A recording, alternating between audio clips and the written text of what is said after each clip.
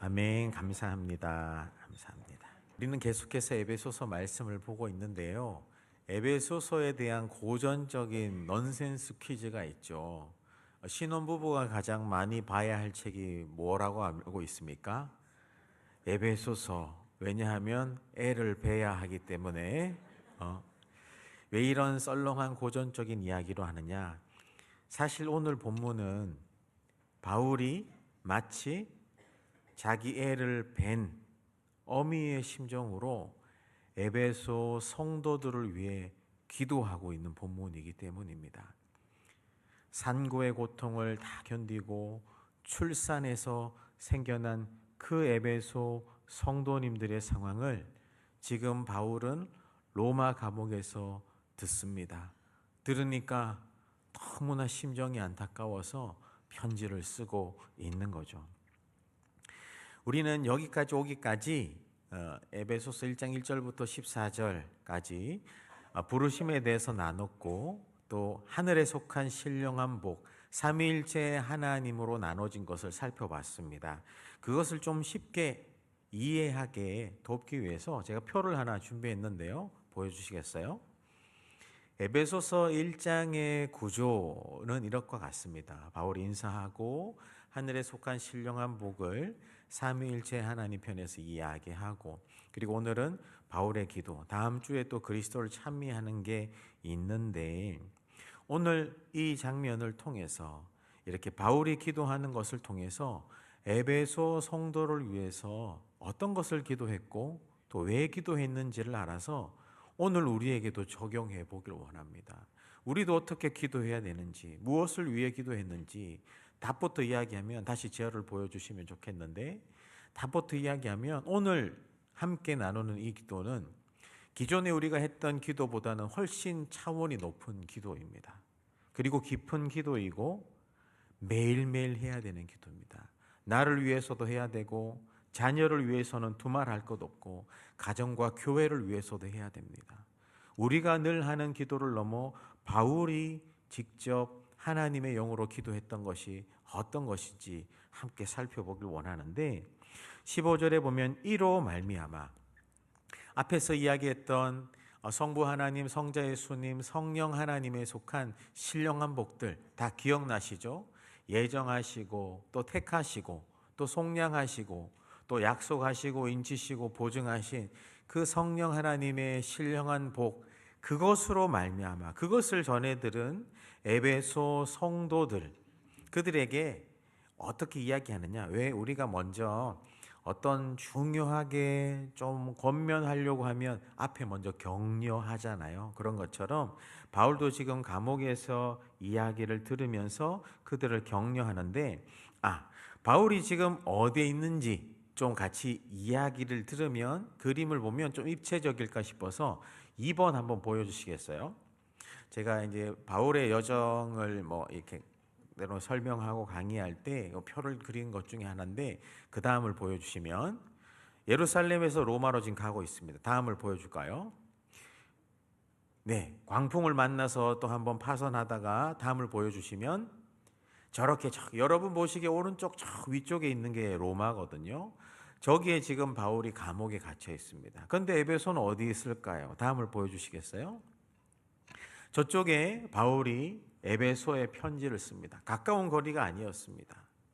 에베소 교회를 개척하고 약 7년에서 10년 뒤쯤에, 에베소 교회가 생겨난 지 AD 52에서 55년으로 추정한다면 바울이 로마 1차 감옥에 있었던 게 한 62년쯤이라고 본다면, 약 7년에서 10년 뒤에 로마 감옥에 있는 바울에게 에베소 성도들의 이야기가 들리는 겁니다. 좋은 소식이었으면 제일 좋았겠지만, 좋은 소식뿐만 아니라 그들의 신앙이 흔들리고, 또 그들이 세상 문화에 오염되고 내부적인 균열과 홍역들이 있고 신앙에서 이탈된 직분자들이 있으니, 그런 이야기를 들으니 속이 상하고 안타깝지 않겠습니까? 몸은 감옥에 매여서 갈 수 없으니 편지를 써서 보내는 겁니다. 그렇게 보내는 옥중서시 4가지가 어떤 게 있다고 말씀드렸어요? 그런 것들이 있습니다, 여러분. 에베소서가 그 중에 하나잖아요. 그래서 에베소 교회를 향해서 편지도 쓰면서 여러분에게는 삼위일체 하나님의 이런 복이 있습니다.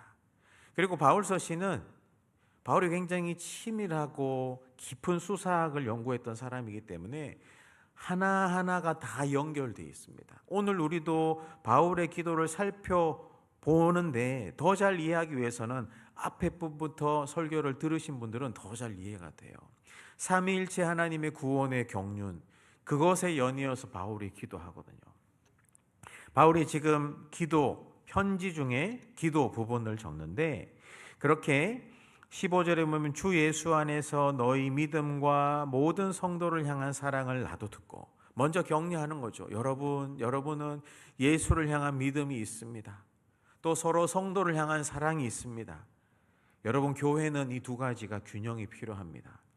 하나님을 향한 바른 믿음이 온전해져야 돼요. 그런데 성도를 향한 사랑이 꽝이면 교회일까요? 또 하나, 서로 성도를 만나서 친밀하고 잘 먹고 잘 놉니다. 그런데 주님을 향한 것이 꽝이면 교회일까요? 여러분, 교회는 하나님을 향한 온전한 믿음과 서로를 향한 사랑이 균형을 이루어야 교회인 것입니다. 이 십자가를 여러분 기억하시길 바랍니다. 그렇게 에베소 성도들은 바울과 함께 믿음으로 시작했어요. 그래서 나도 듣고 16절에 내가 기도할 때마다 여러분을 기억하며 여러분으로 말미암아 감사합니다. 에베소 교회가 어떻게 생겼을까? 다음 PPT를 보여주시면 에베소 교회는 그 다음도 보여주시겠어요? 사도행전 2장에 나오는 오순절 성령 강림으로 인해서 흩어졌던 사람들에 의해서 복음이 들어갔을 것이다 추정하기도 하고, 18장에 보면 바울이 에베소에서 유대인 회당에서 가르치고 남아서 브리스길라와 아굴라와 서로 이야기하고 그들이 또 예수 그리스도를 충심히 경험하고 또 알렉산드리아 출신의 아볼로에게 복음을 전하고 그 아볼로가 알렉산드리아 에베소 지역에 가서 교회가 생겨날 준비가 되었을 텐데, 결국은 사도행전 19장에 사도 바울이 에베소에 가서 복음을 전합니다. 그리고 마술 책들을 다 정리하기도 하고, 또 그렇게 되자 또 우상 세공하는 사람들이 그들을 붙잡아서 우리 지지난주에 봤지 않습니까? 그 원형 경기장 같은 데 와서 막 사람들을 핍박하기도 하고, 하지만 약 2년 반에서 3년 동안 에베소에서 사역했던, 마치 아이를 출산하듯이 그렇게 세웠던 에베소 교회, 그 에베소 교회로부터 힘든 이야기가 들리는 겁니다. 그래서 바울이 이렇게 너희로 인해 너무 감사하다 이야기하면서 기도를 합니다. 어떤 기도? 17절부터 19절이 기도문이긴 한데 17절부터 19절이 기도문이긴 한데, 이 바울 서신의 특징이 종결 어미가 없이 계속 연결되어지는 게 있습니다. 사실 지난주 살펴봤던 이 성부, 성자, 성령 하나님의 신령한 복도 한 문장으로, 헬라어 특징도 그래요. 내가 밥을 먹으러 갔는데 귀중한 밥이고 특별한 밥이 형용사가 굉장히 많아요. 그래서 오늘 기도문도 그냥 얼핏 보면 무슨 말이지? 마치 그냥 철학책처럼 들려집니다. 하지만 그것을 쉽게 전하는 게 제 부르심 아니겠습니까? 그래서 한번 더 쉬워지려고 표를 한번 준비했거든요. 다음을 한번 보여주시겠어요? 17절부터 19절은 크게 두 가지의 기도문으로 되어 있어요. 지혜와 계시의 영을 주셔서 하나님을 알게 하시옵소서. 그리고 지혜와 계시의 정신과 대꾸되는 게 마음의 눈을 밝히셔서 하나님을 알게 하다는 것과 대꾸되는 구체적인 세 가지, 부르심의 소망이 무엇인지, 성도 안에서 기업의 영광의 풍성함이 무엇인지, 그 힘의 위력으로 역사하심을 따라 믿는 우리에게 베푸신 지극히 큰 능력이 무엇인지를 알기 원합니다. 이게 그냥 우리가 들으면요 무슨 말인지 잘 모르겠어요. 사진 찍으시는 분도 있던데 마음껏 찍어도 됩니다. 제가 만들었기 때문에 저작권은 저한테 있어요. 우리 성도님들은 마음껏 찍어가도 돼요. 괜찮아요. 나중에 또 바이블 아카데미 이런 거 있으면 제가 또 다른 성경도 좀 더 알려주면 좋겠는데 설교는 또 좀 다르게 갑니다. 그래서 이 기도를 우리가 하나하나 살펴보면서 우리에게 오늘 적용할 게 뭔지, 먼저 첫 번째는 에베소 성도를 향한 바울의 기도는 지혜와, 다시 저를 보여주시면 됩니다. 지혜와 계시의 영을 주사 하나님을 알게 하시고, 먼저 17절에 보면 주 예수 그리스도의 하나님 영광의 아버지께서 지혜와 계시의 영, 이것은 흔히 성령이라고도 해석할 수 있는데 성령이라면 성령님이라고 이야기했을 겁니다. 그 성령을 통해서 나에게 깨닫게 하시는 그 영을 부어주신다. 하나님 복음을 깨닫게 하시고 믿음을 깨닫게 하시고 나 자신을 깨닫게 하시고, 여러분 은혜 중에 제일 큰 은혜는 나 자신을 돌아보는 은혜입니다. 다른 사람 눈에 티끌 보는 것이 아니에요. 내 눈에 들보 보는 게 제일 큰 은혜인데, 지혜와 계시의 영, 계시가 뭡니까? 감추인 것이 드러났다. 에베소에는 이단과 영지주의가 비밀스럽게 특별하게 우리만 아는 게 있으니 이리 와봐요, 우리만 성경 공부해요. 근데 바울은 그 단어를 가지고 와서 나도 가장 귀한 비밀이 있는데 예수 그리스도신데 우리만 알지 않고 모든 이에게 다 풀어주겠다고. 감추인 것이 하나도 감춰지지 않고 다 드러나겠다. 계시된 비밀이라고 했지 않습니까? 그 지혜와 계시의 영을 너희에게 주셔서 하나님을 알게 하시고, 여러분 인생에서 가장 최고의 지식은 하나님을 아는 지식입니다. 많은 철학자, 학자들이 학문을 분류합니다. 자연과학, 인문과학, 하지만 가장 위에 있는 게 뭔 줄 압니까? 신을 아는 지식입니다. 하나님을 알 때 우리는 자유할 수 있어요. 기독교 강요를 쓴 종교개혁자 칼빈의 기독교 가운 1권 1장에 봐도 세상에는 두 가지 지혜가 있는데 이 두 가지 지혜는 첫 번째 지혜가 해결될 때 해결된다. 첫 번째 지혜, 지식은 하나님을 아는 지식이고, 그 하나님을 알 때 우리 인간이 어떤 존재인지 알게 된다. 여러분 하나님을 아는 삶이 중요합니다. 이 알다라고 하는 것은 그냥 지식적으로 아는 게 아니에요. 예를 들어 제가 어떤 유명한 연예인이나 정치위원들을 안다고 해봅시다. 그저 검색해보고 그 사람에 대해서 아는 거지 그 사람을 아는 게 아니에요. 하지만 제가 저희 아내를 안다고 자신 있게 말할 수 있습니다. 왜냐하면 같이 밥도 먹고 그 다음에 동행도 하고 데이트도 하고 인격적인 교제하니까 아는 거죠. 어떨 때 기분이 좋고. 여러분 하나님에 대해서 알면서 신앙생활 하십니까? 아니면 하나님을 인격적으로 알면서 신앙생활하고 계십니까? 하나님에 대해서 여러분 알면 아쉽습니다. 하나님에 대해서 안다. 한쪽 귀로 설교를 듣습니다. 하나님을 알지 않고 하나님에 대해서 듣는 사람이 이쪽 귀로 나가요. 근데 하나님을 아는 사람은 말씀을 듣습니다. 성경을 봅니다. 기도를 합니다. 한쪽 귀로 나가지 않고 중심으로 내려와요. 내 몸이 변화되고 눈이 변하고 말이 변하고 입술이 변하고 삶이 변하여 이쪽 귀로 나가지 않고 입으로 나갑니다. 하나님이 너무 좋은 분이니 이사장님, 김사장님 교회 갑시다고. 여러분 하나님에 대해서 신앙생활 한다면 신앙의 연수가 늘어나도 잘하지 않습니다. 영적인 어린아이입니다. 하나님을 경험해야 됩니다. 말씀을 통해, 기도를 통해, 예배를 통해 오늘 내가 만난 하나님은 누구신가? 정답을 달아가야 된다고 했지 않습니까? 하나님을 알아야 됩니다. 하나님을 경험하여야 한다.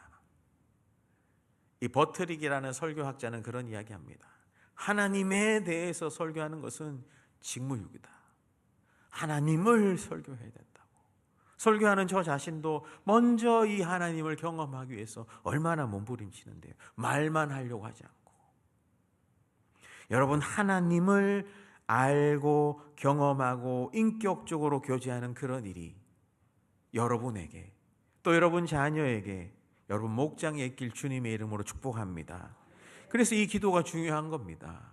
세상에 어떤 일확천금 달라고 기도하기보다 하나님을 알게 해 주십시오.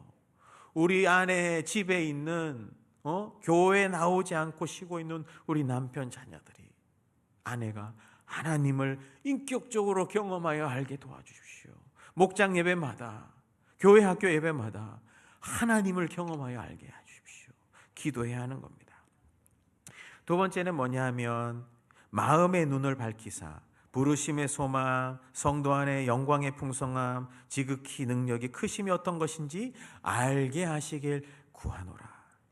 철학적인 기도 같지만 이걸 어떻게 하든 실제적으로 풀어내려고 제가 지금 설교하고 있습니다. 먼저 마음의 눈을 밝혀달라고 합니다. 에베소에 가면 어떤 한 거리가 있는데 이 거리로 지나가면 우상 숭배하는 단이 있고 사람들을 미혹해요. 그리고 음란의 거리로, 부정의 거리로 성도들을 위협합니다. 눈 돌아가면 끝장나는 겁니다. 눈 돌아가면 끝장나요. 믿음의 눈을 바로 떠서 진리로만 가야 되는 거예요. 거룩함으로, 발음으로 믿음의 눈을 뜨라고. 영적인 시야가 흐려지면 안 돼요. 눈을 다 떠야 됩니다. 지금 주무시는 분들한테 얘기하는 건 아니죠. 믿음의 눈을 떠야 되는 거죠. 믿음의 눈을 밝혀주셔서 어떻게? 부르심의 소망이 무엇인지 알게 되라. 부르심의 소망, 제가 이 세 가지를 하나하나씩 좀 나눠서 설명할 텐데, 부르심의 소망은 우리가 앞쪽에서 바울 서신이 계속 연결된다고 했지 않습니까? 성부 하나님과 관련된 겁니다. 성부 하나님께서 오시는 신령한 복, 택하심, 예정, 자녀 삼아 주심. 여러분 누가 부르십니까? 하나님이 우리를 부르시는 거예요. 성부 하나님이 우리를 부르시는 겁니다. 여러분 부르심에 확실하게 있을 때 흔들리지 않습니다. 부르심이 확실하게 있어야 넘어지지 않아요. 이 부르심에는 나누면 한 두 가지 정도로 나눌 수 있는데 한번 따라해 볼까요? 부르심은 신사적입니다. 기억하기 쉬우라고 하는데 여러분 부르심에는 첫 번째는 신분에 대한 부르심이 있어요. 내가 누구인지 아는 겁니다. 내가 하나님 백성이라는 거 아는 겁니다. 때로는 세상이 나에게 너는 이것도 못하고 이것도 못하고 어쭈 이거는 좀 잘하네 벌점과 별점을 붙일지라도 나는 어떠하든지 하나님 백성입니다. 하나님 안에서 내가 있기 때문에 하나님이 나를 택하셨기 때문에 그 부르신 하나님이 나를 끝까지 책임지신다, 인도해 가신다 믿어야 하는 것입니다. 이 부르심 안에서 어떻게 소망을 가져라. 두 번째 얘기 안 했네요. 첫 번째는 신분의식이고 두 번째는 신사적이라고 했으니 사명의식입니다. 사명에 대한 부르심. 주님이 내게 어떤 것을 맡겼어요. 내가 충성 봉사할 수 있어야 됩니다. 요즘 현대교회는 현대 성도님들은 신에 많이 끝나요. 위로적이고 심리학적이고 하나님 당신을 사랑하세요. 힘들어도 위로받으세요. 하나님 날 사랑하는구나. 신분은 하늘로부터 오는 거거든요. 하나님이 우리를 그렇게 불러주시는 겁니다. 그런데 여기서 많이 끝나요. 성도님, 집사님, 권사님, 장로님, 목사님 이것 좀 해야 되는데 나 사명은 못하겠어요. 은혜만 받고 갈래요. 봉사는 못하겠어요. 봉사에 봉사된 성도들. 신분의식과 사명의식의 균형을 맞출 때 온전한 부르심으로 가는 겁니다. 이 부르심이 있을 때 어떻게 해요? 소망을 가져라. 이 소망이라고 하는 것도 비유적으로 이렇게 이야기할 수 있는데 우리 남성분도 해당될 수 있을 것 같습니다. 부엌에 가면 찬장이 있잖아요. 찬장이 제일 윗칸에는 제일 비싸고 또 이름도 어려운 그런 고급 그 접시들을 올려두잖아요. 멋 모르는 남편이 그저 과일 깎으려고 그 찬장의 접시에 손대려고 하면 여보 그거는 담는 게 아니에요. 손대지 마요. 얼마짜리인 줄 알아요. 그건 바라보는 거예요. 그래요? 하면서. 소망이라고 하는 것은 높이 두고 늘 바라보다는 뜻입니다.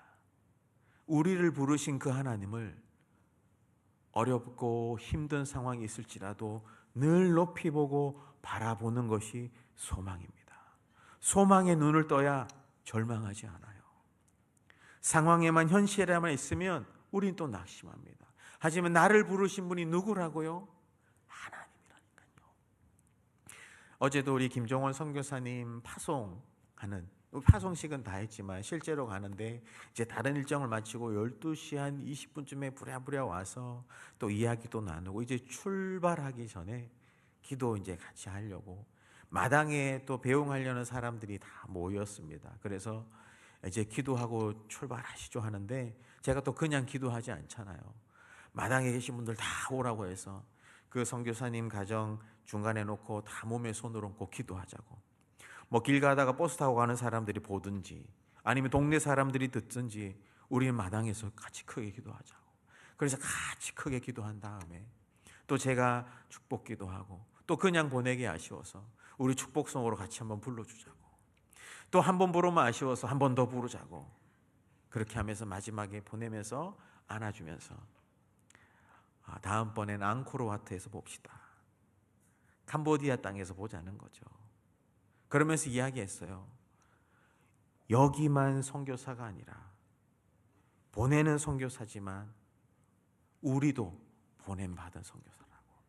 여러분, 해외에서 사역하시는 선교사님들만 선교사가 아니라 여러분 한 주간 가정에 직장에 가는 여러분들도 선교사입니다. 부르셨기 때문에, 예수 그리스도 이름으로 살아가기 때문에, 그래서 내 삶에 필요한 것들 하나님께 구할 수 있는 겁니다. 부르신 하나님이 보내시고 책임지시는 겁니다. 인도에 가시는 거예요. 그 하나님께 소망을 두는 여러분 되시길 주님의 이름으로 축복합니다. 이 부르심의 소망을 알기를 기도하고, 두 번째는 성도 안에서 기업의 영광의 풍성함이 어떠하신지 알기 원한다. 성도 안에서 기업이라고 하는 것은 상속받았다라는 뜻입니다. 상속받았다 하니까 지지난주 여러분 생각납니까? 어떤 사람이 상속받는다고 했습니까? 그 사람이 상속받습니다, 여러분. 그래서 제가 늘 설교하고 있습니다. 여러분 가운데는 또 은혜로 잘 까먹기 때문에 제가 계속 설교하겠죠. 예수 그리스도의 속량을 입은 그 사람이 하나님 나라를 상속받는다. 기업의 영광의 풍성함이라고 하는 것은 예수 그리스도 안에 있는 속량, 그 십자가의 영광의 풍성함을 알라라는 겁니다. 십자가 영광의 풍성함을. 철로 역장이라는 존 버년이 쓴 책에 보면 주인공이 계속 길을 가는데 그때마다 시련과 관문을 만나요. 넘어지기도 합니다. 그때마다 어떻게 이겨내느냐? 나를 구원하신 십자가의 예수님을 기억함으로 시험에 들지 않고 이겨냅니다. 결국은 그 예수님 앞으로 선다는 내용 아니겠습니까? 여러분, 우리 인생을 걸어가면서 여러 가지 시험거리를 만날 수 있습니다. 그때마다 우리가 기억해야 될 게 뭡니까? 나는 이 땅에 속한 자가 아니요 그리스도께 속한 자로서 그리스도 예수 십자가의 그 영광이 내게 약속되어 있다. 저 천성을 향해 가는 거 아니겠습니까? 우리 다 철로 역정으로 매주마다 살아가는 거 아니겠습니까? 그 예수 그리스도의 십자가 영광을 묵상하고 바라보고 느끼고 알고 교제할수록 우리는 더 이겨낼 수 있는 겁니다. 더 믿음으로 갈 수 있는 것입니다. 그 예수 그리스도의 십자가의 풍성함을 붙드시는 여러분 되시길 주님의 이름으로 축복합니다. 세 번째 기도는 힘의 위력으로 역사하심을 따라 믿는 우리에게 베푸신 능력의 지극히 크심이 어떠한지를 알기 원한다. 굉장히 철학적이잖아요. 여기에서는 힘과 관련된 4개의 단어가 반복됩니다. 힘, 본질적인 힘이에요. 위력, 악을 정복하는 힘입니다. 역사, 초인간적인 힘을 얘기하고, 능력, 두나미스, 다이나마이트의 원어가 되는 폭발적인 힘. 이것은 성령 하나님과 연결된 겁니다. 여러분, 성령 하나님이 주시는 그 능력으로 우리는 이 땅을 살아갈 수 있다는 겁니다. 살면서 만나는 문제가 있습니다. 아픔이 있습니다. 위로도 받고 십자가 영광도 바라보지만 당장 이 문제 어떻게 해결하게 됩니까? 성령 하나님 힘 주십시오. 능력 주십시오. 이 문제를 이겨내게 도와주십시오. 최근에 제 방에 이 설교 시간 마치고 짬짬이나 주중에 기도 받으러 또 많이 오세요. 한 달 전인가도 암 수술하기 전에 어떤 분 오셔서 기도하고 또 잘 수술 마치고 잘 회복 중에 있습니다. 축복합니다. 그리고 또 이번 주인가 지난 주인가 월요일 기억납니다. 아침 9시 14분에 전화 온 거 기억납니다. 월요일 날 보통 전화 오면 장례 전화일까 봐 걱정 깜짝 놀라거든요. 그런데 9시 14분에 전화가 와서 그분이 막 이야기하는 겁니다. 그분이 교회 잘 못 나오셨던 것 같은데 영상으로 이렇게 예배 드리다가 어느 날 목사님이 환우들 이름 다 불러주면서 기도하는 거 듣고 질투 나서 전화했다고. 내 이름도 넣어달라고. 그래서 목사님 근데 죄송하지만 그렇게 기도해 주십시오 하면서 끊으시려 하더라고요. 전 또 바로 그렇게 안 끊죠. 왜 끊으세요? 기도합시다. 지금요? 당연하죠. 그래서 그 전화상에 두고 기도해 드렸어요. 그러니까 감격하면서 너무 감사하다고. 보고 계시죠? 교회 나오셔도 좋아요. 또 며칠 전에는 또 한 4기쯤 됩니다. 암 4기 돼서 또 수술하기 전에 기도했는데 그분과 대화 속에 굉장히 좀 마음에 좀 남았던 게 뭐냐면 그런 이야기를 하더라고요. 목사님, 하나님이 나한테 이러면 안 됩니다. 하나님이 나한테 이러면 안 된다고. 그만큼 열심히 봉사하고 다른 길 안 가고 그렇게 했는데 왜 나한테 이런 시련을 주냐고. 하나님이 나한테 이러시면 안 되잖아요 막 하시더라고요. 그래서 기도하기 전에 어떻게 이분에게 또 목회자로서 바른 믿음의 시선을 가질 수 있도록, 물론 그런 시가 가졌겠지만 얼마나 절망하고 속상하며 그런 이야기가 나왔겠어요. 그러면서 이야기를 좀 더 나눴습니다. 때로는 우리의 삶에 원치 않는 아픔이 올 수 있잖아요. 그게 안 오면 제일 좋겠지만 인생이라는 게 한 번씩 돌고 돌면서 힘든 게 와요. 힘든 게 와요. 저도 큰 건 아니지만 암 수술도 해봤다고 했잖아요. 그래서 기도하면 더 은혜도 되고 공감이 되나 봐요. 왜 나한테 이런 시련이 옵니까? 라고 저도 20대 30대 때 아니 10대 때 얼마나 외쳤다고요. 왜 나한테 이런 일이? 하지만 그 이유는 알 수 없어요. 하지만 확실한 것은 왜 나에게 이런 일을 주십니까? 보다 그런 일을 당한 내가 그때도 의지할 분이 주님밖에 없다는 것입니다. 그때도 의지할 분이 주님밖에 없다는 거예요. 왜 이런 일을 나에게 주셨습니까? 답은 알 수 없지만 그때도 의지할 분은 주님밖에 없으니 우리 성도님, 우리 하나님께 기도할까요? 하니까 기도하시더라고요.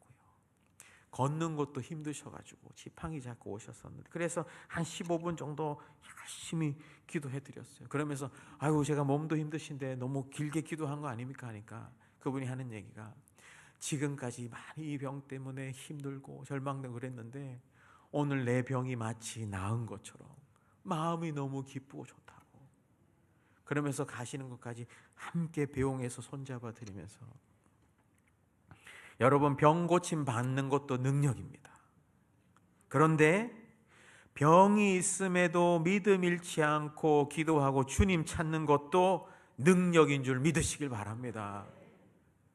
몸이 병든 것이지 믿음이 병든 게 아니거든요. 이것도 능력이에요, 여러분. 바울은 왜 이 세 가지를 기도했을까요? 에베소 성도들이 흔들리니까요. 믿음에서 이탈하니까요. 다 낙심하니까요. 하나님이 불러주셨는데 세상 사람하고 똑같이 살아가니까요. 소망은 없고 절망으로 살아가니까요. 힘들 때마다 나를 구원하신 십자가 영광을 바라봐야 되는데 A, B, C, D 하면서 이 세상이 뭐 이래 17하고 19 사이 이야기하면서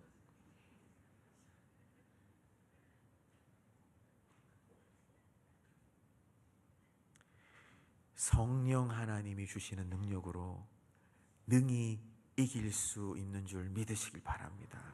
하나님이 내게 능력 주시는 분이십니다. 이길 힘 주세요. 때로는 내 문제가 해결 안 돼도 그런 중에도 신앙을 지키고 이 자리에 있는 것도 능력입니다, 여러분. 능력이에요. 말씀을 정리하겠습니다. 오늘 적용은 기도입니다. 바울이 기도했다고 했잖아요. 오늘도 기도할 거예요. 네. 오늘도 기도할 텐데 기도하기 전에 이렇게 얘기하고 싶어요. 여러분, 부르심의 소망 안에서 아무도 흔들리지 마십시오.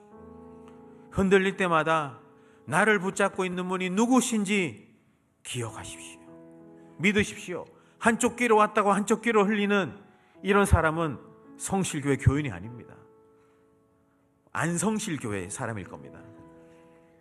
한쪽 귀로 왔다가 중심으로 해서 내 삶이 변화돼서 힘들지만 부르신 하나님 바라보며 눈물 흘리지만 소망으로 바라보는 그 사람이 성실교회 교인입니다.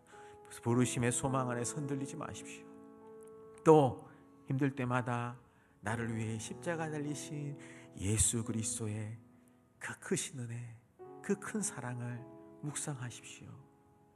그래서 변하지 않는 내 삶의 시련일지라도 꾸역꾸역 믿음으로 한 걸음 한 걸음 내딛으십시오. 그리고 그렇게만 갈 뿐만 아니라 기도하시자고요. 능히 도우실 수 있는 성령 하나님, 모든 것 하실 수 있는 주님의 능력 주셔서 이길 힘 주십시오. 병도 고침받게 해주시고 병이 있음에도 믿음 지킬 수 있는 능력 주시고 하나님 재정의 문제도 해결해 주시고 이 삶의 현실 가운데도 생각을 뛰어넘는 하나님의 기적의 역사도 베풀어 달라고, 이 능력부터 이 능력까지 다 달라고 기도하시길 바랍니다. 기도의 소리가 작아지겠습니까? 점점 더 커지겠습니까? 저 3층 끝에 계신 분도 기도 소리가 제 귀에 들렸으면 좋겠습니다. 저한테 들리라는 게 아니라 주님께 그렇게 크게 부르짖자고요. 저 2층 끝에 계신 분도 기도 소리가 들렸으면 좋겠습니다. 기도하자고요. 나를 위해서 기도하시고 이 기도 제목 그대로 자녀를 위해서 기도하시고 교회를 위해서 기도하시고 여러분이 밟은 선교지를 위해서 기도하시고 우리 또 서로 목원들을 위해 저를 위해서도 기도해 주십시오.